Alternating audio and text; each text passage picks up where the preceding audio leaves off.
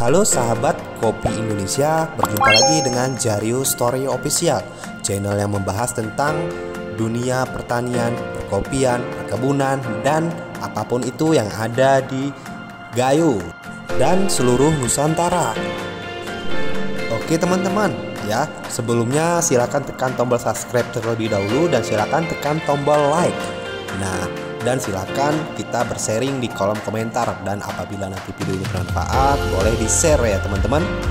Nah, kebetulan kita berada di kebun kopi ya teman-teman. Lihat ya, ini ada buahnya. Wow, keren. Nah, lihat ini. Ya, ini masih edisi di kebun ya. Ini kita masih edisi di kebun video dari beberapa video yang lalu ya teman-teman. Nah, kenapa saya banyak sekali upload video tentang perkebunan kopi ini?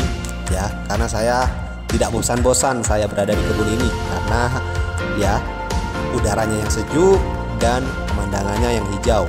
Ya, nah ini lihat kita buahnya hijau ya. Ini sebentar lagi akan kita panen, beberapa bulan lagi teman-teman. Memang ada sebagian yang sudah merah, nanti bisa kita lihat ya. Nanti mungkin ada batang yang merah, nanti bisa kita lihat sama-sama teman-teman.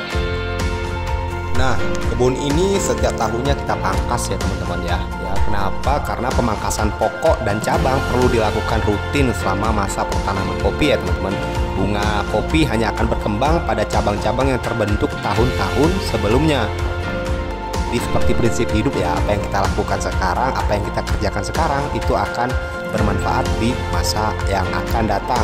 Begitu juga dengan kopi, kita pangkas sekarang itu hasilnya tidak sekarang ya, bisa jadi tahun depan atau 2 tahun kemudian.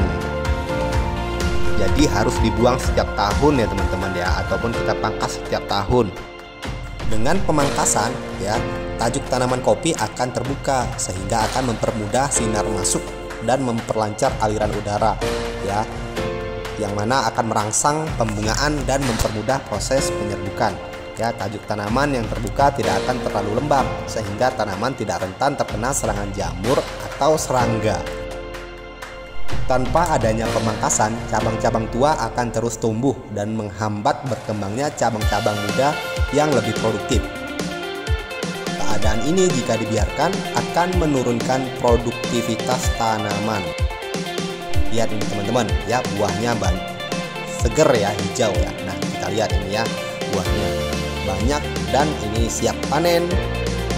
Insya Allah 3 bulan lagi lah ya panen rayanya.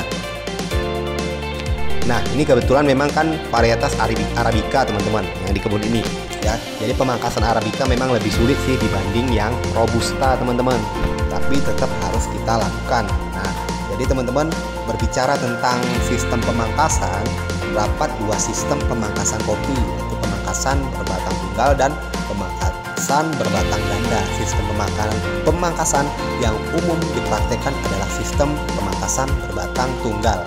Sistem ini mengarah pada pengaturan permajaan tanaman dengan hanya menumbuhkan satu batang utama untuk membentuk cabang-cabang yang meliputi pemangkasan bentuk, pemangkasan produksi, dan pemangkasan rejuvenasi atau peremajaan ya teman-teman. Nah, sedangkan pada pemangkasan produksi dilakukan dengan membuang tunas wiwilan atau tunas air ya yang tumbuh ke atas, memangkas cabang balik yang tidak menghasilkan buah, memangkas cabang-cabang tua yang tidak produktif karena telah berbuah 2 sampai dengan 3 kali, memangkas cabang-cabang yang terserang oleh hama dan penyakit, dan memangkas cabang sekunder yang telah tua. Untuk pemangkasan permajaan dilakukan terhadap tanaman tua teman-teman, produksinya rendah, untuk mempermudah atau meremajakan dan memperbaiki mutu bahan tanaman. Dikerjakan setelah panen pada awal musim hujan, dimulai dengan memotong batang secara miring ya, utara selatan setinggi 30 sampai dengan 50 cm.